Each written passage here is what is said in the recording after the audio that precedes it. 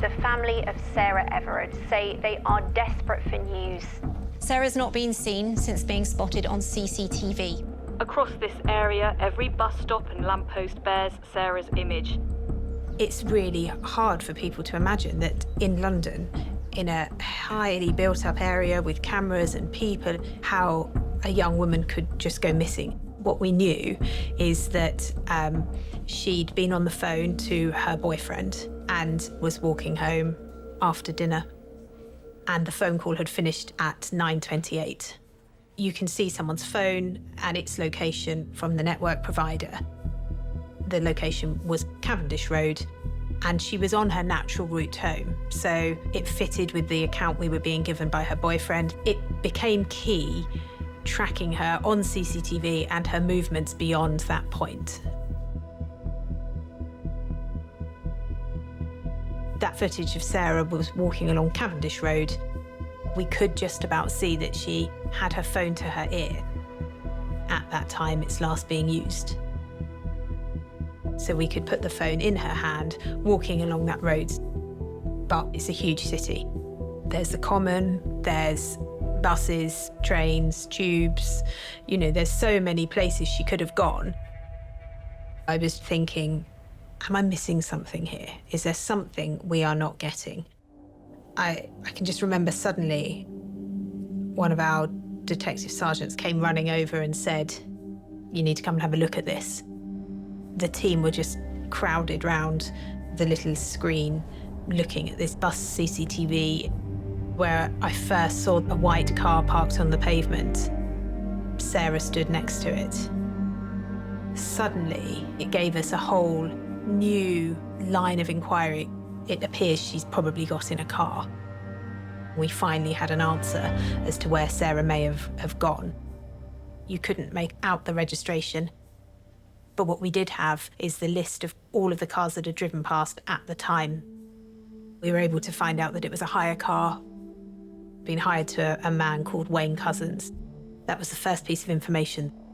At that time, Wayne Cousins was a name that meant nothing to any of us.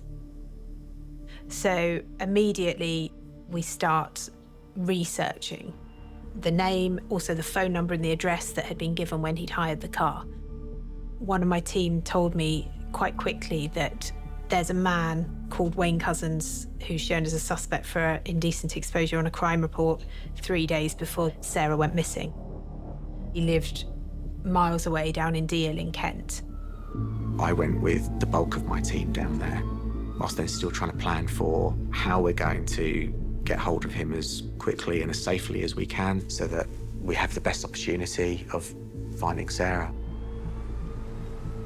Whilst Nick and his team were running on blue lights to get some control over the address, one of my detective sergeants came running into the office and said, "We need to shut the door. You need to hear this." He then put one of our researchers on speakerphone, and she said, "He's a police officer. He's a serving officer in the Met."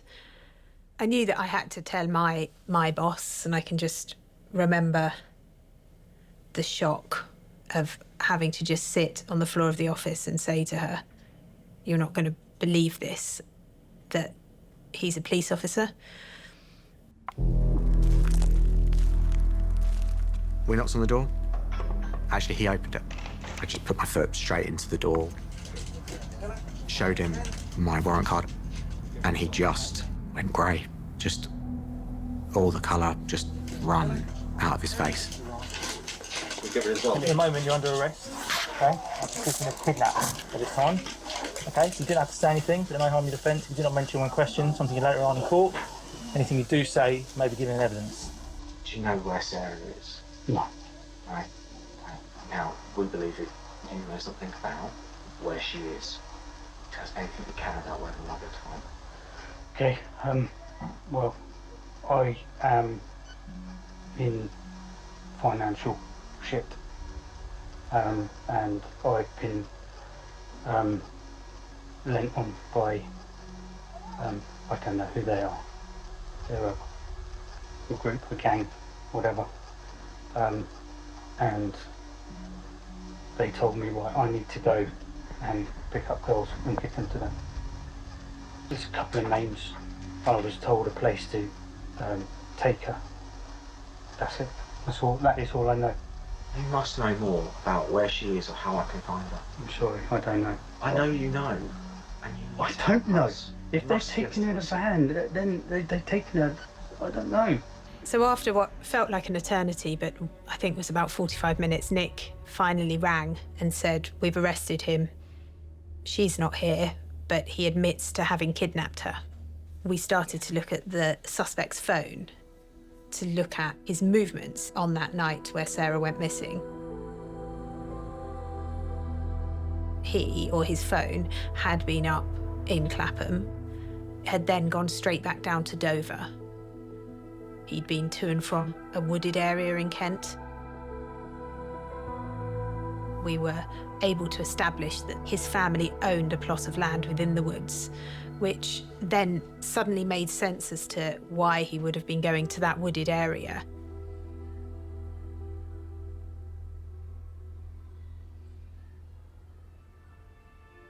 There was a small sense of relief that we had found her body for her family.